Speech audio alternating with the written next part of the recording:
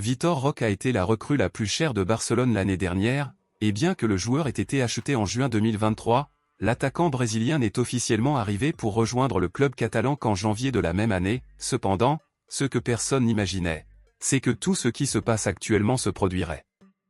Les attentes placées sur Vitor Roque étaient nombreuses, mais à la frustration des supporters et du joueur, Vitor Roque connaît des débuts difficiles à Barcelone et maintenant tout pourrait empirer.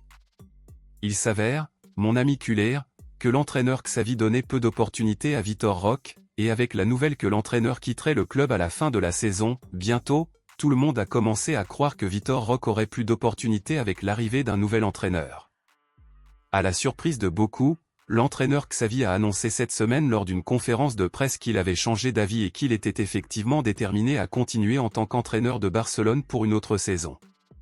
Par conséquent, avec la continuité de Xavi, on peut désormais s'attendre à ce que Vitor Roque continue d'avoir peu d'occasions de jouer en défendant le maillot blaugrana, et c'est un énorme gâchis car l'investissement dans le joueur était assez élevé et il a beaucoup de potentiel, et il l'a déjà montré dans les quelques opportunités qu'il a eues. Tout le monde s'attendait à ce que Vitor Roque arrive et ait un grand impact sur le football espagnol, mais ce que personne n'imaginait, c'est que l'attaquant passerait 90% de son temps sur le banc. Vitor Roque n'a même pas eu l'occasion de jouer un match important, puisque le joueur n'a jusqu'à présent participé à aucun des 2 matchs contre le Real Madrid de cette année, et en plus Vitor Roque n'a été utilisé dans aucun match de Ligue des Champions. Fait intéressant, Xavi a souvent préféré utiliser Joao Félix ou Ferran Torres, et a laissé Vitor Roque sur le banc juste pour regarder son équipe jouer.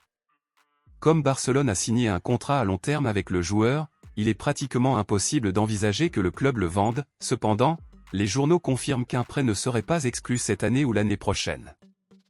À votre avis, pensez-vous que Xavi fait le bien ou le mal en n'utilisant pas Vitor Roque? Êtes-vous contre ou pour que Barcelone le prête à un autre club? Dites-le moi ici et je lirai votre commentaire, je vous verrai dans la prochaine vidéo.